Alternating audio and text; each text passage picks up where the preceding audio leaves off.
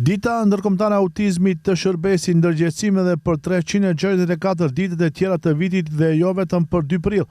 Ky mesazh u përcjell sot me rastin e shënimit të kësaj dite nga autoritetet lokale dhe drejtuesit e qendrës Blue Puzzle në Gostivar.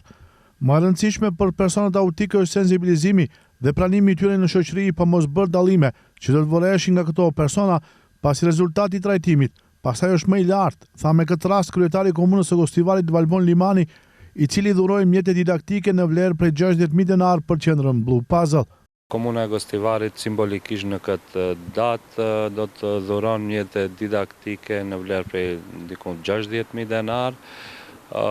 Tema e sivjetshme e kësaj dite botërore të autizmit është respekt, pranim, përfshirje, të respektojmë personat me autizëm, t'i pranojmë si pjesë e përditshmërisë tonë dhe t'i përfshijmë apo t'i integrojmë në shoqërinë tonë që edhe ato të jenë pjesë e përditshmërisë tonë.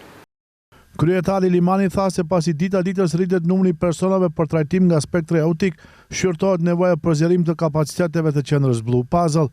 Kemi disa mundësi apo disa ideja të cilat i shqyrtuam dhe besoj se së shpejti do të kemi një zgjidhje rreth kësaj me të vetmin qëllim që kapacitetet për këto fëmijë të rriten në këtë qendër për autizëm. Koordinatori i qendrës për autizëm Blue Puzzle, Valon Emini, ka përmbëruar autoritetet lokale dhe institucionet në nivel qendror dhe donatorët për mbështetjen e drejtanishme që i japin kësaj qendre. Tu shfrytëzoj rastin të falenderoj të gjithë donatorët që e kanë përkrahur këtë projekt që nga viti 2021 deri sot, komunën e Gostivarit, ministrinë, si dhe juve mediave që keni qenë gjithmonë të prezent dhe i keni mbulu ka aspekti mediatik këto evente. Aktualisht pranë qendrës Blue Puzzle janë të angazhuar 17 persona dhe staf profesional dhe të tjerët janë staf teknik mbështetës dhe bashkëpunëtor të jashtëm, por pasi numri i rasteve të reja të diagnostikuar arritet, Emini theksoi se ka nevojë urgjente për resurse njerëzore. Ai thotë se numri të punësuarve duhet të dyfishohet.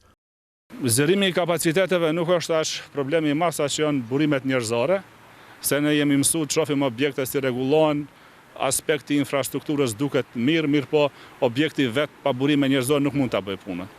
Emini tha se që nga themelimi i qendrës më 17 maj të vitit 2022 deri më sot kanë trajtuar mbi 100 fëmijë, ndërsa aktualisht në trajtim kanë 60.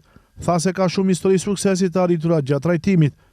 Kemi jo një për shumë histori, ne shkaku që ruajmë privatësinë e prindërve dhe jetën sociale private nuk dëshirojmë tua zbehim ose tua kufizojmë aftësinë e veprimit apo aspekti social, nuk e kemi bërë raste publike. Kemi fëmijë që nuk kanë qenë as pak funksional, që nuk kanë ditë flasin, që menzise i ka lënë nana poshtë se kanë qajt, nuk kanë mund të ashtë hecin, tash janë komplet funksional, flasin, përgjigjen, kemi disa raste të tilla.